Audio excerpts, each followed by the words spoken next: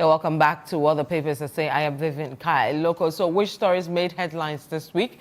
We're still around the mid-year budget review, the first for the current finance minister, Dr. Casil Ato Forson. Let's see how that story was captured by various media outlets today after the budget statement and before the statement was read. We'll start with My Joy Online. They say we inherited a bleeding energy sector with annual financing shortfalls over $1.5 billion. This is Ato Forson speaking.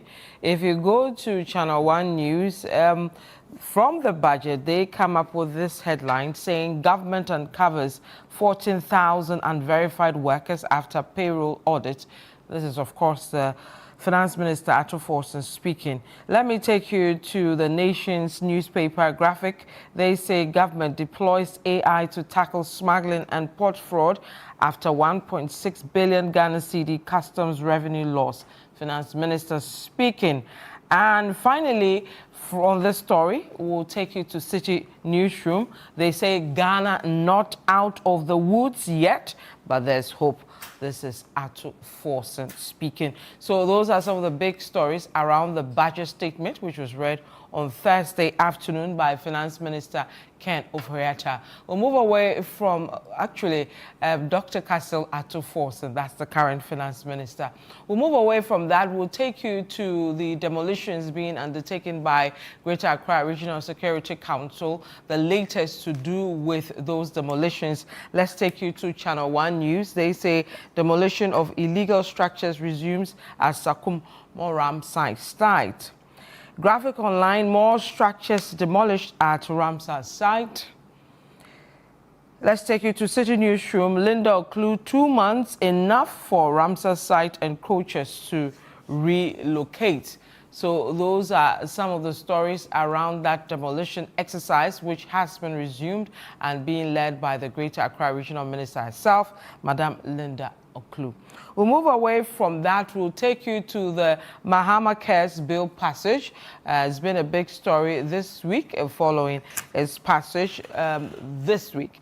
How was that captured? What are the angles around that? Let's start with the Chronicle. They say Mahama Care bill approved, but minority opposed 20% funding from NHIA.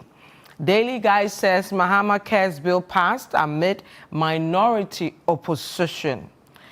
The Informer captures it this way. They say minority criticizes 20% NHIA allocation to Mahama Care. And then finally, let's see how City Newsroom captured that. They say retain COVID-19 levy to fund Mahama Cares. They took it from the minority side. So those are some of the stories around the Mahama Cares Act. We'll move away from that. We'll take you to the accountability series, which government has been embarking on. Press conferences by all the ministers. The latest had to do with the Minister for Mines and Lands Minister, actually. I'll take you to the Ghanaian Times and see how they captured the story with the Lands Minister when he appeared for the accountability series. They say Galamsey fight, it's marathon, not sprint. We will win it. This is Ama Kofi Boa speaking. Daily Guide, NPP slams NDC over Galamsey surge. Let me take you to Daily Graphic. They say mining contributed $7 billion to economy, Chamber of Mines. And finally, on the accountability series, 3news.com says Galamsey's second batch of Blue Water Guards will be graduating this Friday. This is the Lands Minister speaking after that press conference. So those are the big stories for the week. When we come back, we'll look at all the angles matters arising. You want to stay with us. We'll be right back.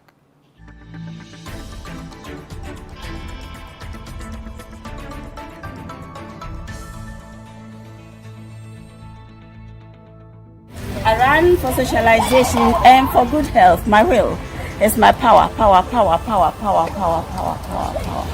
Register now for the ABSA Black Star Marathon, because your story matters.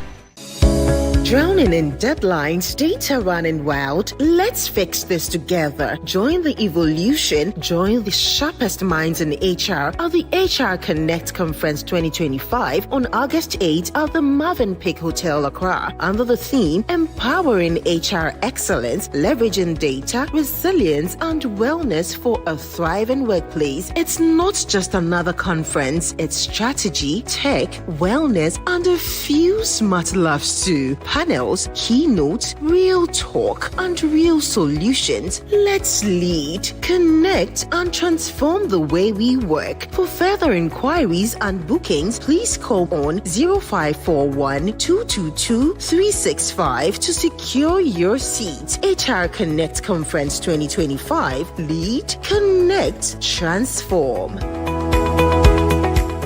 In a world filled with challenges, we all need guidance, hope, and a lifeline to anchor us. This is Lifeline, and I'm your host, Fred Crunchy Mensa.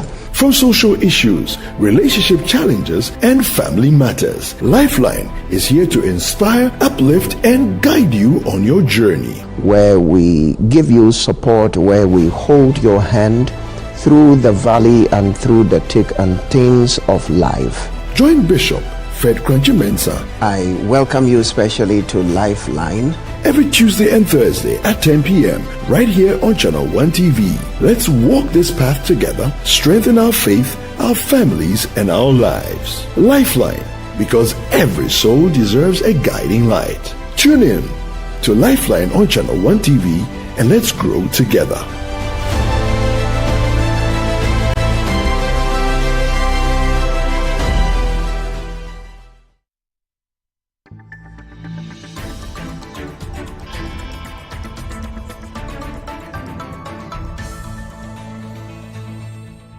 Welcome back to what the papers are saying. I'm Vivian Lokko. Today in the studios, I have two gentlemen, Sami Wiafe, here with us at Channel 1 TV, as well as CT 97.3 FM. Sami, welcome Hi, to Vivian. what Good the evening. papers are saying. Good evening. Good to see you. And then, of course, we have Selim Adonu, who's also here with us at Channel 1 TV, as well as CT 97.3 FM. Selim, welcome. Thank you, Vivian. Right. So, gentlemen, we'll start with Budget Day, because that's the big one for today, Thursday. Finance Minister Dr. Castle, you know, I still mention Ken every now and then. I have to find a way to move on with that. Has been to Parliament to present the mid-year budget review, but it came with some bit of drama coming from the minority side. They actually walked out of that presentation over concerns of violence during the Ablekuma North rerun. So let's take you to Parliament quickly on that walkout, and then we'll come back and return again to Parliament. We have aligned up a number of activities to back home our demands, and to the extent that these violence visited are not atoned, we cannot be part of the presentation of the mid-year budget. And to that extent, Speaker, to that extent, we are exiting the Parliament and cannot be part of this process.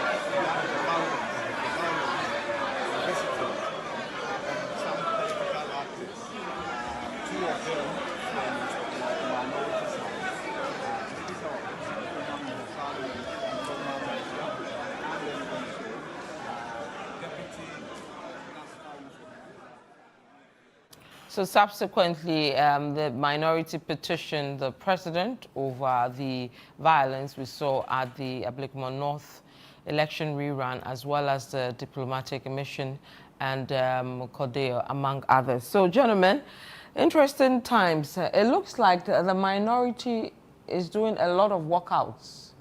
Well, it is within their right. First of all, good evening to you and good evening to Sano and our viewers as well. It is within their rights. In Parliament, walkout and boycotts are allowed. Isn't it becoming too much now? It is part of the rules of engagement and part of the standing orders of the House. So when you are protesting or you are against any decision, you may want to excuse yourself. And one of the ways of excusing yourself is a walkout or a boycott of proceedings, as generally accepted. So what they exhibited today was one of their ways of protesting whatever it was they were not happy with. But it comes on the back of what we saw in the Lokko North constituency in the last election. I've read their petition, the petition they sent to Mr. President. They say that Mr. President has been quiet and has never said a word following the violent act that took place at the Lokko North. And so they're expecting the president to publicly come out and condemn it and give some clear instructions as to the way forward. The other leg of the petition is for the government to illegal mining, to do more to end illegal mining, because they believe that it's causing more devastation than expected. It was one of the major campaign tools or campaign messages of the NDC when they were in opposition. And so now that they are in the realms of power or running the affairs of the country, there should be some more action. The declaration of the state of emergency, the repeal of LI 264 and the rest. So they believe that government is not doing more in addressing these issues, which they believe is pressing as far as the everyday Ghanaian activity is concerned. And so they took this directive. But then again, you also ask yourself, was today of all days the right forum, to protest or stage a walkout? And when you talk to them, they feel that this was the day they will get the attention, that they need in presenting this petition to Mr. President for proper actions. But I mean, they could have done it the day the Governor was sworn in. Yes. Because I strongly believe that's what they wanted to do before the swearing, and they didn't get a chance because what they wanted to do didn't time with the convention of the House. But they could have done it when the real business of the House. They could have even done it tomorrow. Yeah. The budget presentations for everybody, including the people in their constituency. Yeah. But they are there to also represent people. They are not just there to represent the MPP as a political party. They are representing the people in their various constituencies. So when their representative boycotts a national assembly like this, I don't know the kind of message they are sending down to their people in their constituency. Is that what their constituents want? Is it that we send you to Parliament and then all the time you are just, moving out of the chamber in protest? I feel the minority is still yet to come to terms that, things have changed. The Ghanaian people are still angry with the MPP. The Ghanaian people have still not forgiven the MPP as a political party or what happened to, the government of Nana Akufo-Addo. And so I believe that the MPP should sit down, reflect, and re-strategize in how it deals with matters, especially issues in Parliament. Mind you, the majority, now they have overwhelming majority. Yeah, and they can do anything and everything without you. The only thing they can't do is to turn a man into a woman into a man. They can do anything that they wish to. So you don't, in a scheme of things, you don't really matter. You don't really matter in the scheme of things. They can pass bills, certificate of urgency and everything without your input. But then again, for the purposes of democracy, so you must be involved. You leave, your presence is not even felt in the first place. So why would you want to leave? Actually, when they presented the petition to the president and when they were speaking to chief of staff and deputy, they said this is one of many protests they are going to embark. So we're going to see more of this. Agreed. They have their rights to protest. They are is enshrined in the 1992 Constitution. And as the mighty minority, they have every right to do so. But I feel that the constant boycott and walkout is not helping the cause. Yeah. It's not helping. I feel this is a time they should be more constructive as far as the governance of this country is concerned. They should be offering more criticism. And I know people who were part of this walkouts who were not happy about this walkout. They feel it was a wrong decision to take in the first place. Be in the chamber. The question I ask myself is, so when the debate starts, would there be a part? Would they also want to debate? Would they take part in proceedings when the debate on this budget comes in? I'm not sure they may want to engage because you didn't sit through the presentation. So what are you going to debate? They said they would study. I mean, we spoke to Samir Uku this evening on CNN. He says they will go and look at the budget itself proper and then also make it, their comments around it. So they are going to study it from now till whenever it becomes. And then come and take part in the debate. Maybe they'll start and walk out. If you want to take part, then the way they've started with the walkout during their presentation, I expect them to also stage a walkout during the debate. As far as this whole document is concerned, the manager should take part in governance. The boycott, the walkout, it's not helping. It's not helping. It's one too many. It's one too many, and it's not really helping. Let's bring Salam. Has the minority become too predictable and becoming irrelevant and confused about how to push across their concerns? Well, I think they're doing what minorities the world over do. They have a problem, okay, and the problem is that they are not many. The problems are two. One, they are in opposition, and so that's their work. That's why they are minority. Number two, they are not many, and so they have to be heard at all costs. They have to make noise. They have to do things to be heard, and so when they do things to draw attention onto themselves, you then ask the question, what is the matter? Then you hear what their concerns are. So here we are, instead of discussing Ato Forson's budget as the first matter, we are discussing the minority boycott and walkout. So they want to draw attention to some things. So yeah, that's the first layer, or the first leg of it. But number two, is it just to create chaos and noise for creating sake, or there is actually the basis for it? I don't think there's so much a basis for their activity today. When Irab Nobin was being sworn in, I think they walked out. We could understand that. They wanted to make a statement which was very alien to the rules of the House.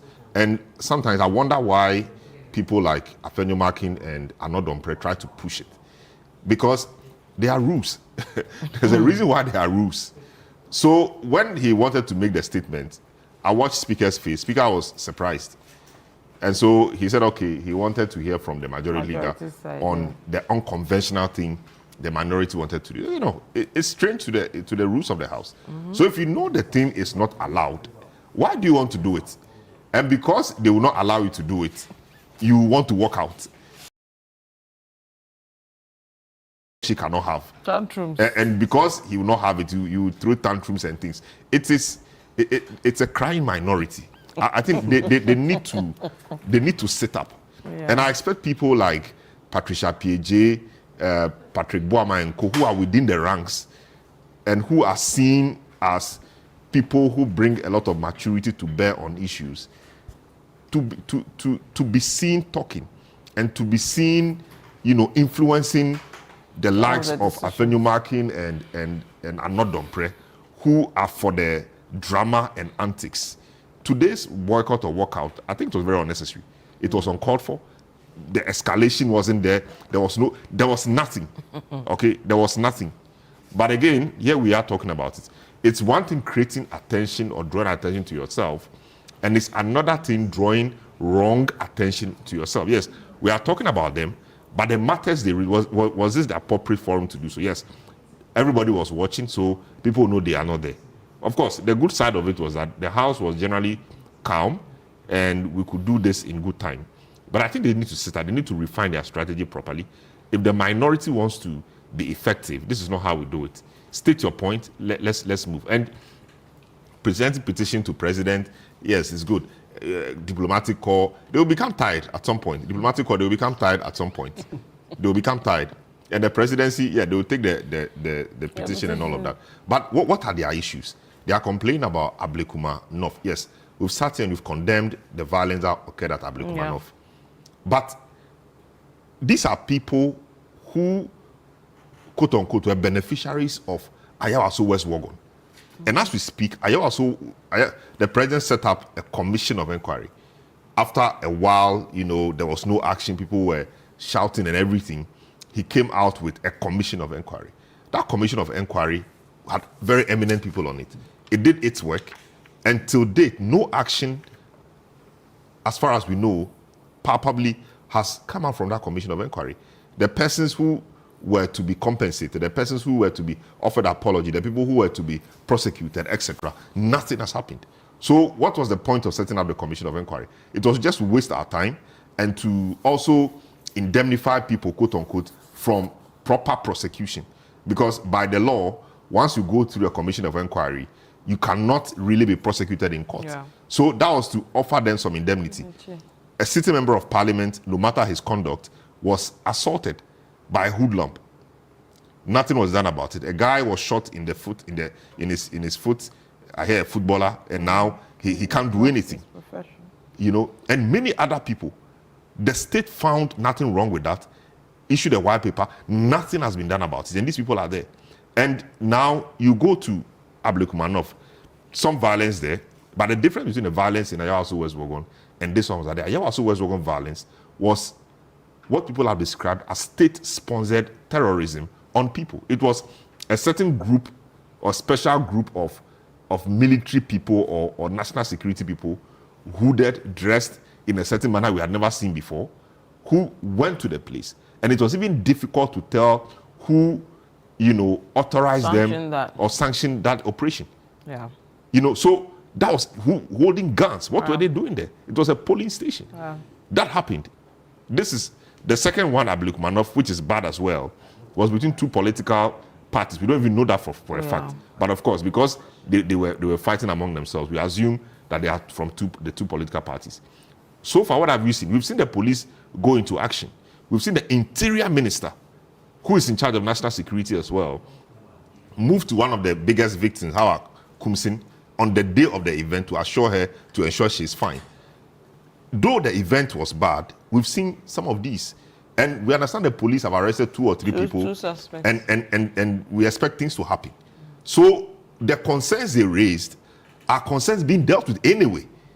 Because how else will you want it to be done? Of course, we expect the police to expedite action, to be faster, because we saw the videos. The president to say something. They feel he's been silent. Well, we've seen this in the past. But the defense will be that the president, yes, I think he should say something. But in the absence of saying something, his Minister for Interior and National Security have gone to the scene or was there. He did a few things. His IGP has started some work. What else should he say? Maybe he has to say something. But what else should he say? And saying something will make it go far. But the fact that the president is not saying anything doesn't mean that nothing is happening. And so what else should happen? The second point has to do with Galamsey. Galamsey is a very important matter. But does it require or does it elicit a walkout at this time? No. We saw Galamsey reach its crescendo at top, and he, what's the name? Anodonpre, who led the minority today, was the one who stood in parliament and said that they've both polluted the water and they have even polluted, the NDCs polluted it more than them. Very reckless and irresponsible statements he made. And today he's the one leading the minority. Where he's repented. It's you see the honesty, the candor, it's not there. The moral authority to do this is not there. The guys have just come, and I'm not happy about the sluggishness in the fight against Galamsey, which I think we'll come to. But that is not the approach. Okay. That is not the approach. I think they need to put their acts together properly and offer proper opposition to the overwhelming majority the government has. You can be few, but you deploy your resources properly. Perhaps they are living up to their name, opposition, oppose everything. There are times if you oppose everything, you have to oppose. But there should be reason. Yeah. You have to be reasonable in your opposition. Yeah. Else, people will not take you seriously when you are doing the real job. Because people know about me, you criticize. So what else will you say? But if we can trust that your opposition or criticism to government action and policy is constructive, we will take you seriously. Not that because you have to oppose, you're opposing for opposing's sake. It's unnecessary. Their walkout today was very needless, very unnecessary. They are worrying the diplomatic people. They are disturbing them, really. So you want to wrap up with that one before we go on our break?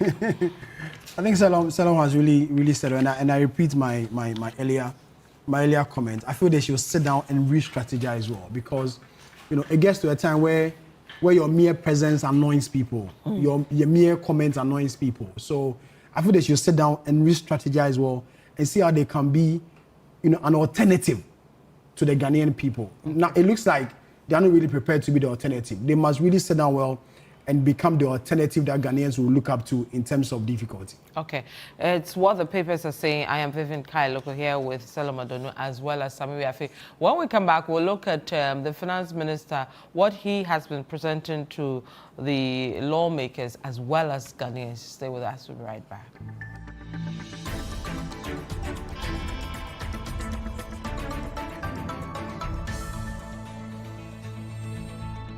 Running makes me mentally strong. It is my source of happiness. Whenever I feel bored, I go out there and run a few miles. Register now for the ABSA Black Star Marathon, because your story matters. Are you a student in Ghana? Are you 11 to 15 years old? Are you ready to write, think, and analyze your way into hearts and minds and straight to the top? Then it's time for you to get ready for the Literacy Challenge 2025. For Level 1, this year's big essay topic is, in not less than 600 words, discuss the effects of climate change on agriculture in Ghana. What challenges do these effects create for individuals, families, communities, and the nation? Suggest practical solutions to help all Ghanaians mitigate these challenges. Your essay must be in your own handwriting. It must be endorsed by a parent or a guardian. Add your full contact details. Deadline, Saturday, 26th July 2025. Submit entries to the front desk of Channel 1 TV or City FM, or mail to P.O. Box GP 14123 Accra Central. If you make it to Level 2 and go on to win Level 3, you will win 10,000 Ghana cedis cash, a glitzy trophy, and bragging rights as the most outstanding all-round student in Ghana. So, get writing and show the nation what you've got. For more details, call 0205 973 973. The Literacy Challenge 2025 is powered by City FM, supported by Channel 1 TV, and is sponsored by Belmu and GB Assessment.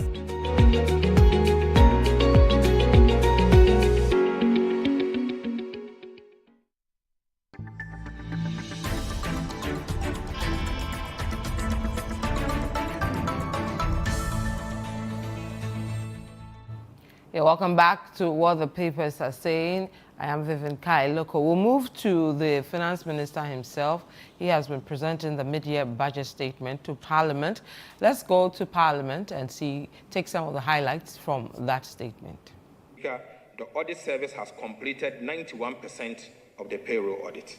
So far, the audit service has not been able to identify or verify over 14,000 workers. Mr. Speaker, again, they have identified 53,311 separated staff on the payroll. Mr. Speaker, separated staffs are staff who are either on retirement, reassigned, terminated, or are on leave without pay, or deceased, and yet remain on government payroll. Mr. Speaker, the audit service expects to recover a minimum of 150.4 million of unearned salary from the separated staff over 2023 and 2024 period alone. Right, Honorable Speaker, going forward, we will enforce the monthly payroll validation process and strictly apply sanctions to all who validate ghosts for payment of salaries. Mr. Speaker, let me use this opportunity to strongly caution those who validate ghosts across the public service. that they will be personally liable for the loss of public fund. Unfortunately, foreign currencies are becoming the means of transacting business in Ghana. This trend, if not checked, will erode the confidence in our currency, drive inflation, and result in the loss of value in the symbol of our sovereignty. The Speaker, to curb this unfortunate development, His Excellency, President John Dramani Mahama, has directed that beginning today, 24th of July 2025, no contract awarded by government, irrespective of source of fund, should be denominated in foreign currency. The President Mahama administration has identified 166 constituencies in dire need of road. In response, we have programmed to rehabilitate 10 kilometers of roads annually in each of these constituencies.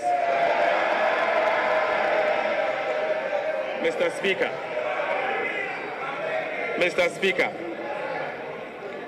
this translates to about 5,000 kilometers of road to be constructed in these 166 constituencies in dire need of road infrastructure over the next 3 years. So that's Finance Minister Dr. Cassel Achuforson with some highlights from today's mid-year budget review. Salam, let me start with you on some of the takeaways for you from this budget. Well, I think the government is still riding on the goodwill that it has, and it is riding it quite well, because the comment from various people, stakeholders, etc., after the budget review has been positive generally, and it does appear there are many positive things to see in the budget and how Achuforson is doing his work. Three main expectations, in my view, before the budget was read. There was the issue about reducing the tax burden on people, the issue about roads, and the general economic environment, CD, dollar exchange rates, inflation, and all of that, the very important indicators that show the health of an economy, whether we'll be able to maintain it as we have seen in the last 6 months. I think for each of these three key things, in my view, people raised, he dealt with them quite well. He mentioned quite a number of important routes that he said would be looked at. A lot of them, very important routes that will be looked at. We only hope that they will see real action, because we can have roads mentioned many times. The Solar Fufusu Road, all those roads were mentioned in the past many times, successive years, and nothing was done until a certain time. So we hope that things will go according to plan. Those roads will be dealt with, and the drip equipment and things that we have now will be used to do maintenance and things. And the recalibration or the rejigging of the road fund to the road maintenance trust fund, etc. I hope it is not just a change of name, and that the real object of that change will happen, so that roads will be maintained properly, etc. The economic indicators generally good. The targets, it says he will maintain them. I thought he will raise the targets a bit, but of course, many analysts to still be modest. He's still in the woods. Well, many analysts have said that the first 6 months appeared easy, but the real test will be the next 6 months. So maybe there's something in the next 6 months we don't know. So they want to hold it, well. But if you say, for example, that growth for the first quarter has been in excess of 5%, why will you want to keep the end of year growth target at about 4%? I thought he could raise it a bit, and if things are working well, why would you want to keep the target low so that you achieve it? Then if you achieve it, we clap for you. So I think it's a bit of that. Inflation end of year target of 11.9%, I think. I think given what we have seen, it's at 13 now. I don't think it will drop drastically like it dropped from the previous month before the 13. But I think generally the 11.9% is achievable. The debt to GDP ratio and all of that, looking good now. And all of these are generally due to the fact that the cedi has been quite stable and doing well, because the debt is usually dollar denominated. And if the dollar drops, then your debt drops big time. So if they are not able to hold the exchange rate the way it is or even improve upon it, the situation will spiral out of control and we'll be back to where we really don't, or where we are coming from or where we don't want to be. So yeah, generally, I think it's been a good one. A lot of the other things touched. And one part which was quite eye-opening for me, or which was informative for me, was the spending. Because all along we have said the government is not spending. That is why inflation is looking good. That is why the exchange rate is looking good, etc. But he did mention quite a tall list of things they've been spending on. He says he's spending at the right places. Yes, and yes, he said he's spending at the right places. You know, I was quite surprised to see the list he put out as in the areas he was spending, which is quite all-encompassing. So we hope that they do well. We hope they continue the management of the economy. We hope the Bank of Ghana also holds its part in terms of the monetary, so that, you know, if the economy is good, everybody is happy. The stress in the system, dollar, CD, I mean, I hope things get better, but, you know, I think so far, so good. Right. So. Well, Vivian, for me, the major thing that stood out for me is the dollarization of the Ghanaian economy, which he spoke on, that effective today, no government contract or anything else will be, you know, priced in foreign currency, especially the dollar. We've had this before, and it is our hope and expectation that they will be able to go by it exactly as they've said, because we live in a country where you even want to buy a property, you buy it in dollars, or you are priced in dollars before they can tell you can do the CD equivalent of it. And that has been one major challenge in every developing economy, like we find ourselves here in Ghana. And so if the finance minister is giving that assurance, then they should empower the Bank of Ghana to go after the others who will price their goods and services in dollars. I know some time ago, some years back, there was a directive on that. Yeah. I don't know how the implementation was at that time, but I hope that there will be full implementation this time around, because if government itself says they are going to price contracts in foreign currencies, I expect that in cities, I'm expecting that those below there will follow suit, and the department, agencies, and the rest will be in a similar position to do that. And the Bank of Ghana should be wild in checking this. And then the payroll audit. It looks like every year there's payroll audit, and we are never able to find, you know, the culprit of it. I remember during the previous administration, Dr. Baumia told us that the Ghana card has been able to, you know, clear many of them. And today we are told that 14,000 ghosts. So the ghosts are more powerful than the living. So we are able to find this ghost and then put this thing to our end, because payroll fraud is it looks like it's getting out of hand. Because every time the Auditor General carries out an audit, we'll still get a number of people in there who are not supposed to be on the list, yet they're on the list. So you ask yourself, where is the problem coming from? Is it the validation officers who are doing these things, or I don't know. I'm sure we will need some further and better particulars on this. And then he talks about road. You know, he said that government has been able to renegotiate with, you know, the external creditors, and so some stored projects may continue. He mentioned the Obechebi one, the Accra Kumasi one. It is our expectation that all this road, he gave a timeline that by end of 2028, we should have these, you know, major road projects, you know, completed. It will be a sigh of relief for many of us who travel across the length and breadth of the country, because traveling on these roads of ours is terrible, especially if I live in Kaswa. So when you cross Kaswa and you are going to Winneba, Vivian, that road, I don't want to talk about it. So, and then he mentioned that indeed is going to be a part of it. So we expect that, you know, these things are done, because if it's developed for the entire country. Macroeconomic stability of the CD, inflation, the exchange rate, the forex, relatively stable now. We hope that it will continue and the rest. And then, as Selon mentioned, he also mentioned about spending, that, you know, government is spending and then spending wisely. But I have just a few questions to ask the finance minister. Before they assume the reins of power, we're told that this economy has been run down. Yeah. You know, the meat finished for the bone. So if the finance minister is able to list all this spending that they have made, or the payment they have made within the last 6 months, where is the money coming from? You know, because Number one, he mentioned that $700 million have been paid to settle Eurobond, obligations, $10 billion to domestic bondholders, 2.9 billion Ghana cedis to the District Assembly Common Fund, 2.7 billion cedis to the SNIT, 9.1 billion to support the energy sector for stable power supply, and the list goes on and on and on. It's about 18 or 19.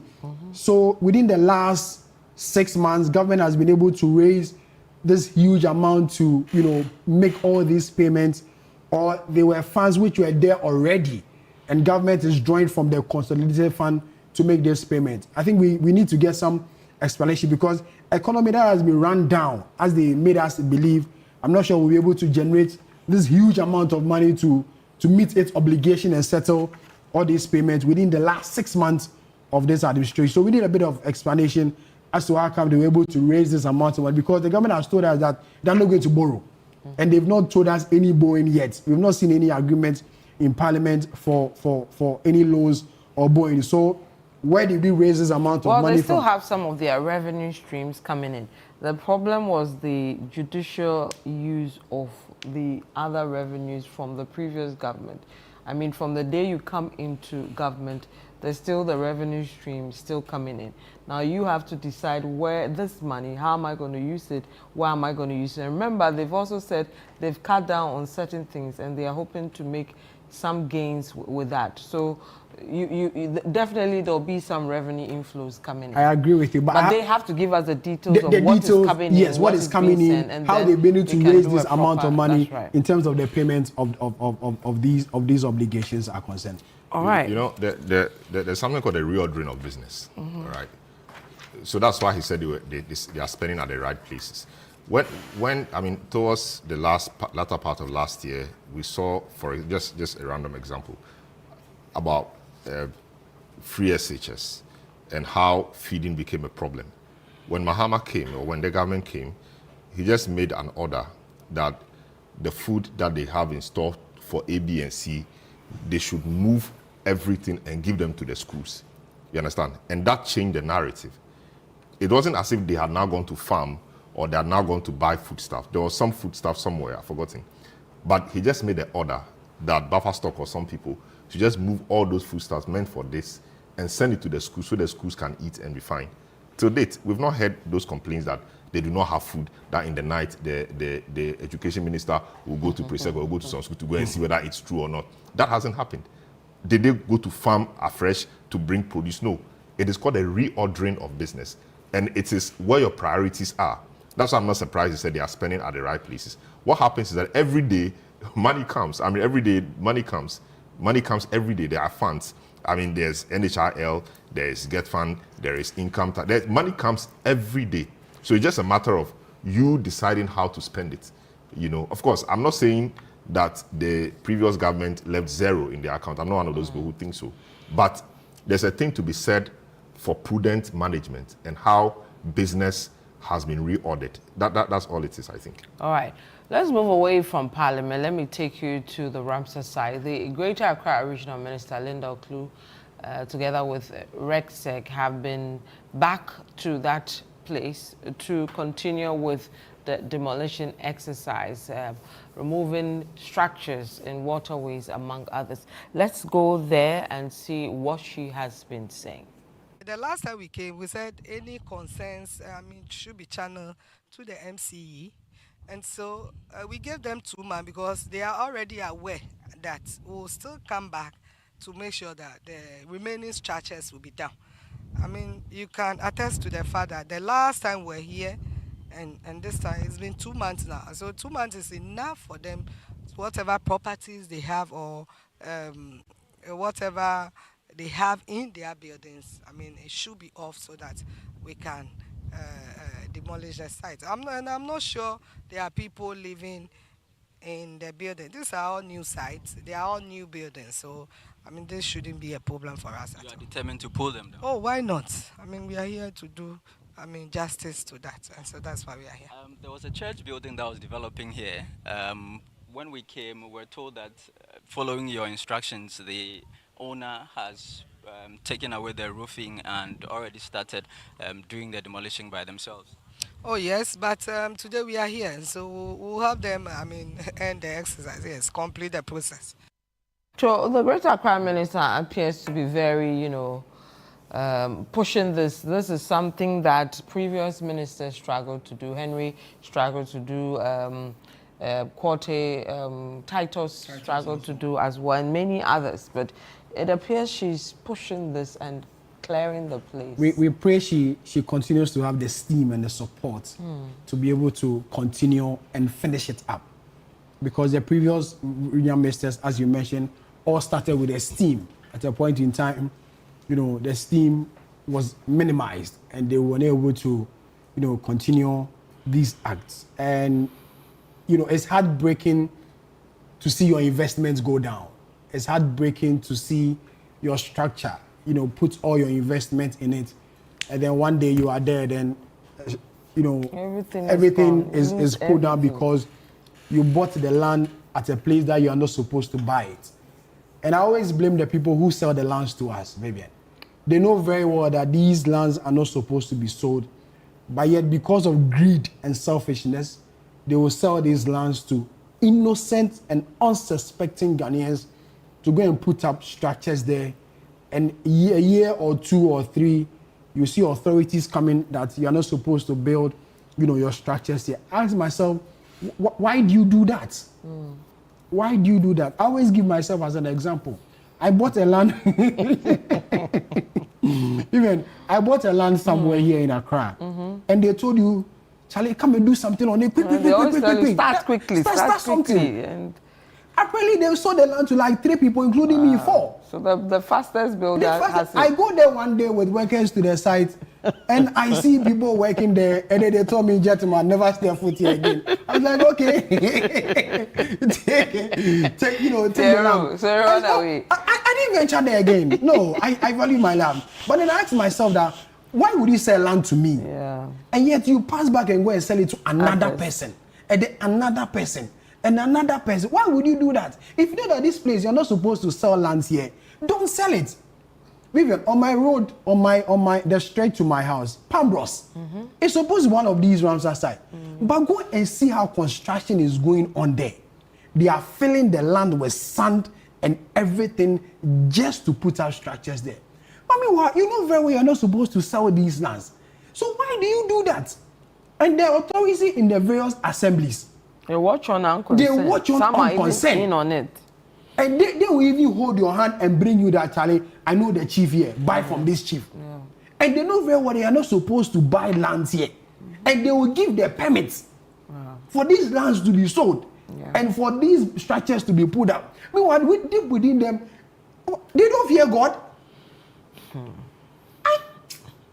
I don't know. I don't know if we are going to really solve this matter. We'll put down these structures day in, day out. People will still want to put down structures because even the most accomplished things in life is to get a place to lay your head.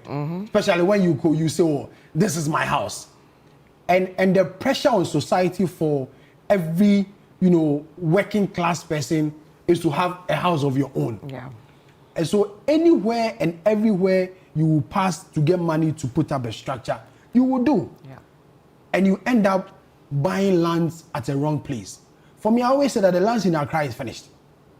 Accra lands are finished. If you don't take care, someone will even sell the seed to you to go and build there. Because, places you're not supposed, because you don't know and you are desperate, you will go and buy. And years down the line, they will tell you are not supposed to build your structure here. Why do these people do this? Why? Why?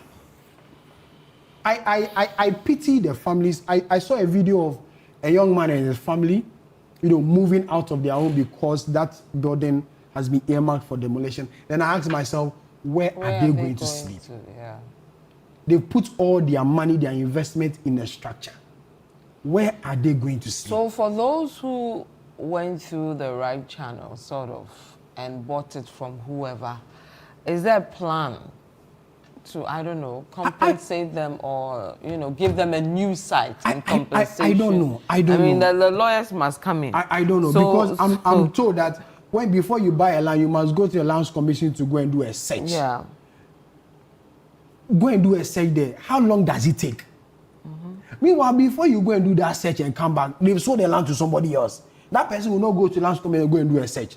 The person will come and then start something on it. Your own land. And so, I don't know.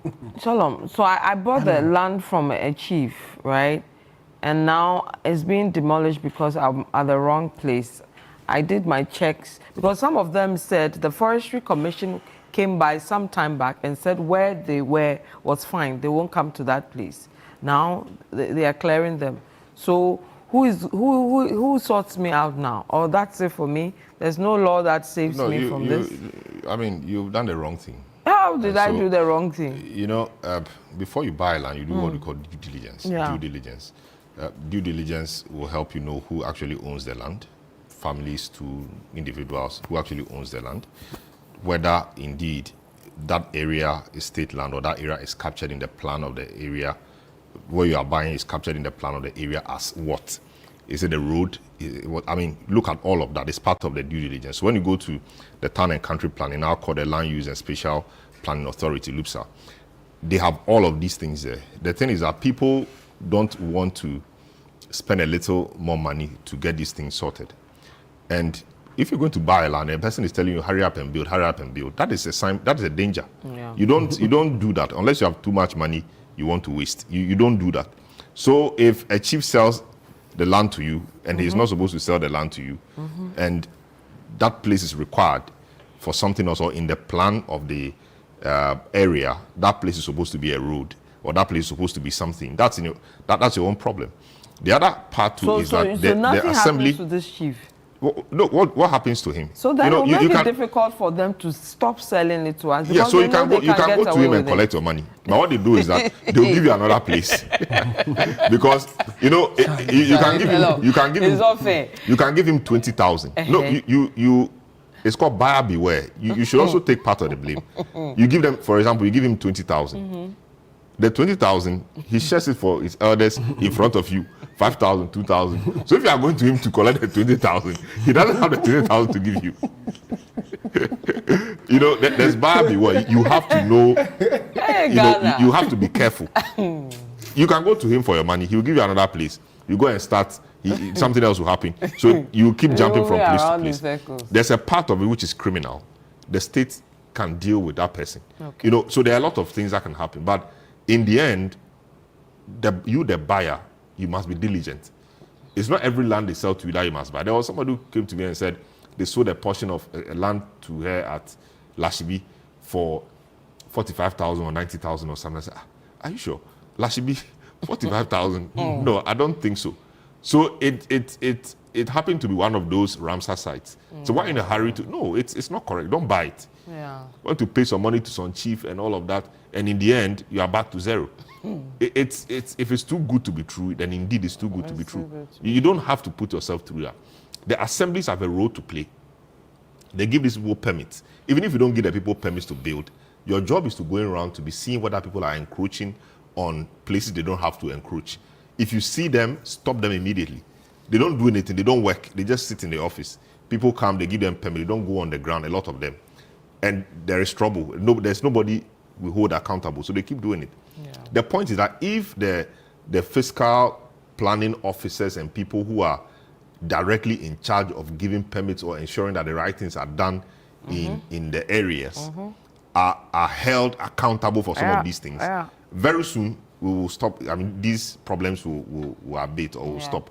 It's because nobody cares. It happens, and the victim suffers alone. Nothing happens tomorrow. You know, if they start holding the local assembly people responsible, I'm sure this will reduce drastically. So it's in holding the right people responsible, and the chiefs too must be spoken to sternly.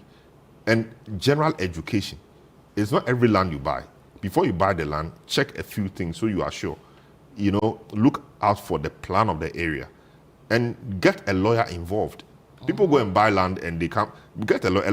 A good lawyer will do one or two things. Get a lawyer involved. Yes, you may pay a few more cedis, but it will save you a lot more trouble in the end. All right. We have a few minutes. I want us to do a bit on Galamsey. The Lands Minister has been speaking. I'll quickly take what he's been saying, and then we'll wrap it up with that.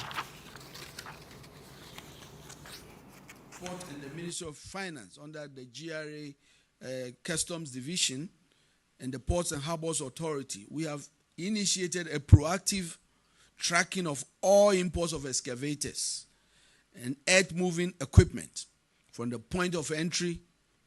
So far, 1,200 excavators have been impounded, pending validations before clearance at the port. We have also made 1,345 arrests nationwide, and prosecutions are steadily progressing. 177 excavators have been seized under the Forestry Commission, 4 bulldozers, 12 vehicles, 43 motorcycles, and 155 pumping machines, 184 chamfans, 15 detector machines, and 10 heavy-duty generators have all been seized, and 286 persons have also been arrested. These are under the Forestry Commission, and they make up for the total numbers I gave. It must be noted that 55 small-scale mining licenses issued during the transitional period were revoked at the beginning of the year. Additionally, 907 out of 1,278 licenses, and these are small-scale mining licenses, are now under review for possible revocation due to irregularities identified by the Small-Scale Mining Review Committee, chaired by my able Deputy Minister. These measures are all aimed at sanitizing the mining sector to ensure transparency and sustainable operations. This particular lease has been... So that's Lands Minister Kofi-Boah. Salam, your final thoughts on the fight. He's given us a tall list of things you don't look hopeful. Well, I think the fight is not fighting. We've lost it. The fight is not fighting. I mean, I expected more drastic measures, than this. I expected way more drastic measures than this. We said a lot in the past, and let's fight it. Let's fight it. Well, we talked about state of emergency. We talked about many other things. The repeal of the, the repeal of the LI 2462 and all of that. But it doesn't appear that the problem is being addressed with the urgency that it requires. We really have to do better. I'm not so impressed with the fight, the blue water guard or blue guard. I mean, no, we have to do better. The enormity of the situation requires something more drastic, not blue water guards. No, we have to be a bit more drastic and forthright with this fight. Okay. We've lost it all. Oh, we've lost it. We've given up. Oh, we've lost it. We've lost it. Galamsey fight. We've lost it. We should just admit. So we in the eastern region, the Galamseyers are now bold enough. The major highway. You are in the car and you see them mining. You are in the car and you can see them on the Kumasi-Konongo Road. You are in the bus and you can see them mining few meters away from the main road. If care is not taken, they will cut off the streets. And nobody can call them to order. We've lost it. We should just admit. Or better still, shoot to kill. Oh, that thing won't work. Well, thank you very much, gentlemen. Salam Adonu, as well as Samiri Afi, for joining us. I'm Vivian Lokko. Thank you for joining us. We'll see you again some other time. Bye-bye.